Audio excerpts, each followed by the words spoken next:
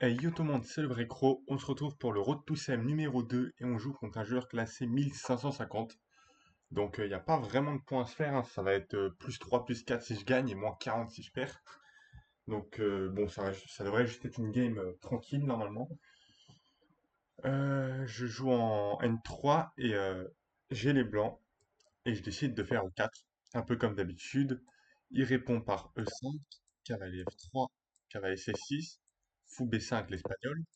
A6 fois 4, B5, fou B3, tout ça, bah, c'est très normal, hein, c'est vraiment une des grandes lignes d'espagnol. Cavalier F6, petit roc, s'il prend le pion, tour E1 et je vais finir par récupérer le pion, donc ça existe, hein, mais c'est pas la ligne. Il joue fou E7, je joue tour E1, je défends mon pion, et là, il va jouer petit roc. Donc imaginons, je joue le plan assez normal, C3 pour D4 et prendre le centre. Le problème, c'est que sur C3, il peut jouer. Sur C3, il a le coup de D5, le Gambit Marshall qui est une horreur à jouer côté blanc. Et j'ai pas envie de rentrer dans ça, donc je vais juste jouer H3. Donc, ok, mon adversaire, du coup, il joue D6. Bon, bah là, je peux faire C3 maintenant, hein. S'il fait D5, il aura juste perdu un temps. Euh, donc, il joue fou B7. Et puis, je joue D4, hein, je fais mon plan, je prends le centre. Il joue tour 8. Non, non, pardon. Il joue pas tour 8 tout de suite. Ok, non, il joue pas tour 8 tout de suite. Il joue d'abord cavalier à 5. Ok, cavalier à 5. Fou C2, je viens défendre le pion et je donne par la paire de fou. Et maintenant tour 8. Donc là, on pourrait penser que je gagne un pion, mais si jamais je prends le pion, il va juste me jouer, je crois, par exemple, fou D6 et il va récupérer le pion juste après. Donc, je continue de me développer et je vais jouer juste cavalier, cavalier D2. Avec idée, encore une fois, s'il prend, je vais prendre et j'ai un très fort centre. Là, il joue fou F8, il menace de prendre, et maintenant, ce pion ne sera plus... Ok, non, non, non, non, pardon. Ok, non. Si je joue le coup normal cavalier F1 qui est... Oula, pardon, tiens, coup de flèche. Si je joue le coup normal cavalier F1, qui est la suite logique de mon plan, là, il pourra prendre une fois, prise, et maintenant, prendre fou prend, et ce sera pas suffisamment attaqué. Enfin, ou défendu pour moi et attaqué pour son cavalier après. Donc, je peux pas me permettre de faire cavalier à fin, et je joue D5. Je pousse hein, le pion. Il va me jouer C5. Je m'attendais plutôt à C6, mais j'avais prévu de jouer B4 en fait. Donc là, parce que si je fais pas B4, c'est lui qui fait B4 et on a une position, hein, mais si je laisse faire B4, il va pouvoir prendre de l'espace à la dame et accomplir un peu son plan. Du coup, je fais B4 moi-même. Bien sûr, le cavalier est pas bien, donc il prend une fois, je prends et cavalier ici. Ça, je l'ai vu. Je prend, et là, je me suis dit qu'il allait avoir un pion très très faible et que j'allais pouvoir le taper. Donc en fait, si je réussis pas à récupérer ce pion, il va devenir trop insupportable à gérer. Donc là, il va vraiment falloir que je mette la pression dessus directement. Donc là, je réfléchis à beaucoup de coups pour mettre la pression. Déjà, je regarde A4. Là, je pense que c'est le moment de la partie où j'ai le plus réfléchi. Non, le deuxième moment où j'ai le plus réfléchi. Puisque j'hésite avec A4 pour empêcher, en fait, pour que sur A5, je puisse faire B5. Parce que là, j'ai peur que, par exemple, sur un coup, genre Dame 2 pour attaquer le pion, il fasse A4, attaque le pion, et là, sur B4, il fasse, ok, il fasse A4. Et du coup, mon pion sera faible. Ce pion sera très faible. Donc ça peut être un peu chiant. Je sais pas si ça marche ou pas, mais ça peut être chiant. Donc je regarde vraiment A4. Je regarde plein de trucs comme ça. Je regarde cavalier D2 pour aller mettre la pression sur le pion. Je regarde fou B2 pour empêcher le pion d'avancer. Je regarde plein de trucs comme ça, et puis je me dis que le coup qui me permettrait d'empêcher le pion d'avancer et d'aller mettre la pression sur ce pion aussi, donc double idée, c'est le coup de tour E3. Et c'est ce que je joue dans la partie. Tour E3, j'étais assez content de ce coup, parce que maintenant je vais pouvoir menacer tour C3 et aller mettre la pression là-dessus, et il peut pas le pousser. Et je me dis que je vais finir par le gagner. Je calcule tour C3, tour C8, cavalier D2, dame C7 et dame E2, et le pion est plus défendable. Et donc là, je regarde ça et je me dis, je gagne un pion. Donc là, il joue G6. Donc quand je vois G6, je suis plutôt content, puisque ça confirme le fait que je vais gagner le pion. Parce que là, je sais pas, il aurait peut-être pu essayer de créer un truc directement avec A5, ou je sais pas, essayer de créer un truc. Mais là, en faisant ça, ça me laisse... Enfin, ça va me permettre de pouvoir gagner le pion, hein. Là, je joue tour C3. Il fait tour C8. Là, je réfléchis pas mal avec dame E2 et cavalier D2. Et je finis par me décider pour cavalier D2. Je me dis que comme ça, je pourrais peut-être solidifier avec F3 et que le cavalier a plus rien à faire là, en fait. Donc, je joue cavalier D2. Je me dis que sur fou ici, c'est pas très grave. Et là, il va jouer un coup qui va me surprendre. Et je pense que c'est une erreur. Parce que là, je m'attendais soit à dame C7 pour essayer de tenir un peu ce pion, mais bon, après dame E2 il serait perdu. Soit à fou H6, peut-être pour essayer d'échanger les fous, ou je sais pas. Mais en tout cas, il me surprend. Il joue fou G7. Bon, alors là, je comprends pas trop. Et en fait, du coup, là, je vais faire tour prend. Et dans la partie, il m'aura dit un truc à l'analyse, il m'aura dit un truc que j'ai pas du tout vu. En fait, sur cavalier prend, il y a cavalier prend ici. Waouh, ça c'est totalement raté, hein. Avec l'idée que sur prise, il peut pousser. Donc, ok, ça aurait été une galère s'il m'aurait joué ça. Mais ok, c'est pas la partie. Je fais tour prend. Bien sûr, cavalier prend ne marche pas, vu qu'il n'y aura plus le pion pousse avec l'enfilade. Vu que la tour n'est plus ici, j'aurais juste tour bien. Et il va jouer un coup. Il va réfléchir longtemps. Et il va jouer un coup qui va énormément me surprendre encore une fois. C'est le coup de dame D7. Donc là, je voulais chercher un peu. Les blancs jouent et gagnent. Bon, du coup, le coup, c'est fou à 4, hein, que je trouve bien sûr. Attaque la dame et la tour derrière. Donc, il joue dame 7. Je vais prendre la tour. Il fait dame prend. Et là, je vais jouer dame C2 qui me permet de garder le contrôle de la colonne ouverte.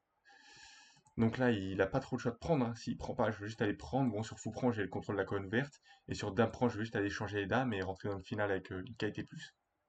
Qualité et pion plus, bien sûr. Donc il prend. Je fais dame prend. Et il fait dame D7. Ok, bon. Il active un peu sa dame.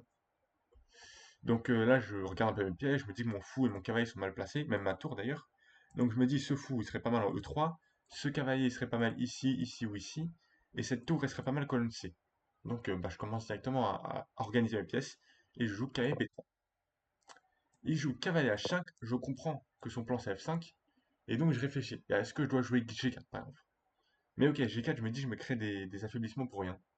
Je me dis, de toute façon, F5, c'est pas grave. F5, ok, le coup le plus embêtant, ce serait F4 et F3. Mais j'ai le temps, je suis pas obligé de me précipiter. Donc je joue fou E3, et je me dis que sur F5, je vais juste jouer tour C et m'infiltrer ici. Et ça manque pas. Il joue F5. Donc je joue tour C1. Le coup qui m'aurait le plus embêté, je pense que c'était F4. Et sur F4, j'aurais juste mis mon fou en B7 pour préparer l'infiltration en 7ème. Mais ok, il va jouer encore un coup que je trouve pas forcément incroyable, c'est pion prend. Ok, là je pourrais faire pion prend, mais je décide de pas prendre et de simplement améliorer ma pièce la moins bien placée, le cavalier, et donc de jouer cavalier à 5. Il pourra soit se diriger vers C6, soit taper le fou. Et genre sur... bon, il va prendre le fou, et peut-être sur fou ici, je serais venu en C6. Je sais pas trop. Non, ok, pardon. C6, je serais venu ici, ok, je gagne la partie, mais il pourrait potentiellement venir en C6. Mon adversaire qui joue fou F8. Ok, je comprends pas trop le coup. Enfin, je le comprends pas sur le coup, mais oula, attendez, ok. Fou F8, je le comprends pas sur le coup, mais avec l'ordi, ok, j'ai compris que c'est pour. Enfin, si, j'ai compris le coup. J'ai compris que l'idée c'est dame C8, euh, qui force pas l'échange des dames, du coup. C'est empêcher l'échange des dames sur dame C8. Et en fait, je m'étais dit, bah ok, mais c'est passif. Sauf que, ok, avec l'ordi, il dira que c'est le meilleur coup.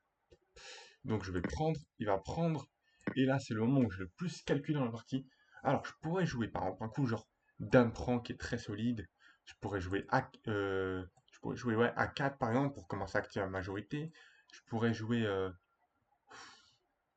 je sais pas, déjà juste A4 ou Dame prend, ou peut-être aussi Dame C6. Non, Dame C6 marche pas à cause de prise.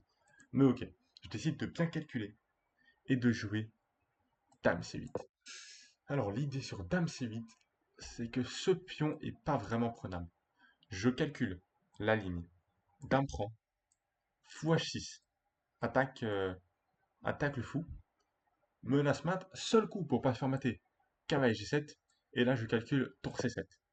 Tour C7, je continue le calcul, hein. Dame E1 échec, roi H2, dame prend F, défend tout, et je vois tour prend G7, roi H8, et je me dis, cette pause, elle est clairement gagnante pour moi.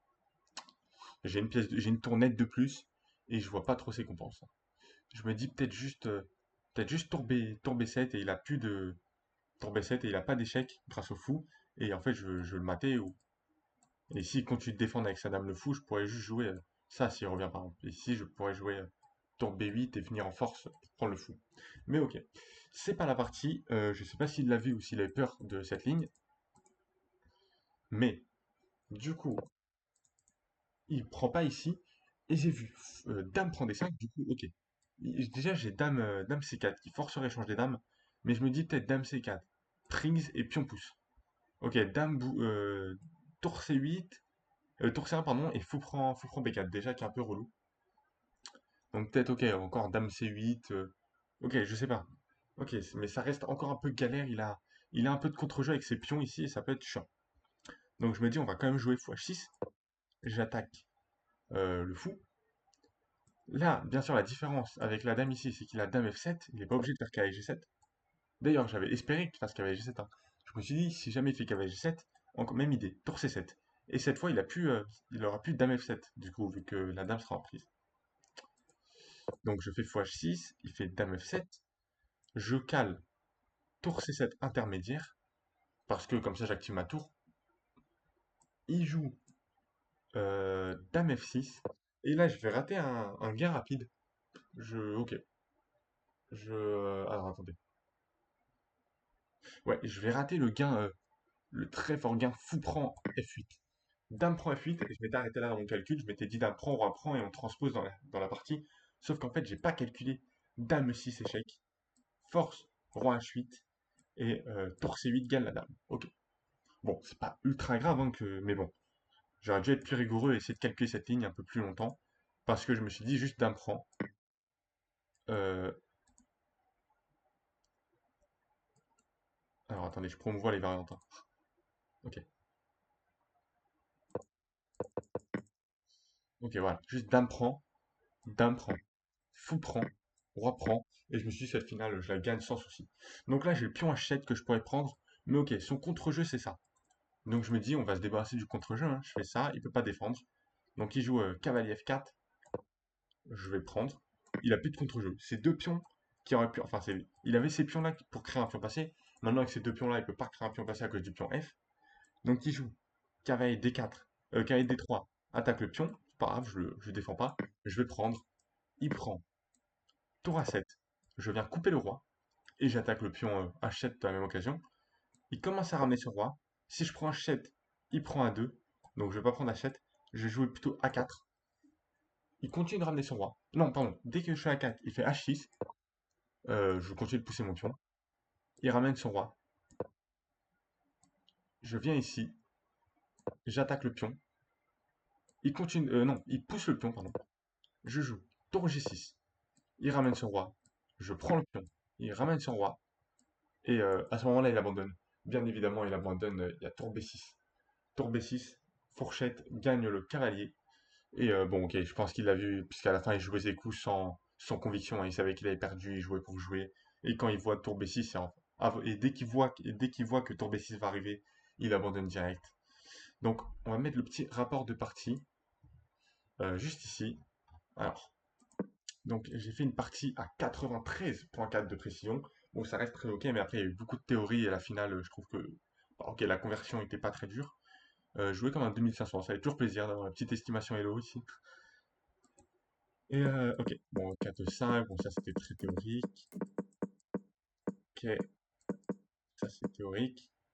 Ok, tour 8. Je crois qu'il y a une partie de Karyakin. Ah oui, ouais, il y a une partie de Karyakin Carlsen là-dessus. Je la connaissais la partie avec le tour 8. Donc bon, ça m'a permis un peu de me repérer. C'est pour ça qu'à un moment là-dessus, j'ai pas osé pousser des 5 parce qu'en fait dans la partie à la place de fou F8, Karyakin avait joué C5 et après le D5 de Carlsen, il avait joué x8. Donc ok, je m'étais dit, je voulais absolument transposer dans cette partie. Et donc quand il fait x8 direct, je me dis, ok, bah, dans tous les cas, j'ai pas de choix de faire D5 sinon je perds les pions. Et je m'étais dit, ok, peut-être que D5, C5, on transpose. Du coup, lorsque c'était la partie, j'étais content. D'ailleurs, C5 était une erreur. C6 était plus fort, comme je l'avais calculé. Là, je suis en plus 2. Donc, plutôt gros avantage. Ok, B4 trouvé. Très bon coup B4. Euh, prise, cavalier ici, prise. Tour E3, meilleur coup. G6, ok. Tour C8. Cavalier D2. Une erreur. J'ai toujours pas vraiment compris pourquoi c'était une erreur qu'il y avait D2. Faudra vraiment que je le travaille un peu, enfin que je comprenne pourquoi c'est une erreur. Parce que je pense que c'est le seul truc de la game, ou je crois que c'est la seule erreur de la game. Donc il faudrait au moins que je la comprenne. Euh, donc je ne saurais pas vous dire hein, pourquoi c'est une erreur. Si quelqu'un dans le chat sait. Ok, bon, fou G7, on reprend Dame ici et là, fou A4. Hein. Bon, après la conversion reste.